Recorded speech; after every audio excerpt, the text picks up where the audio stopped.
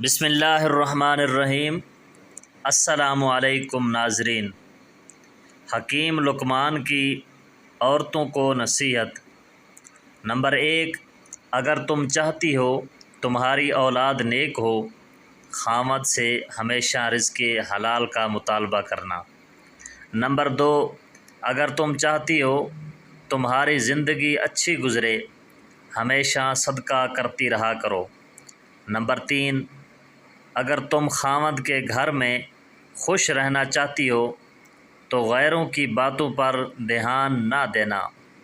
Number 4، اگر تم چاہتی ہو کہ خاوند ہمیشہ محبت کرے تو ہمیشہ صاف ستھری رہا کرو۔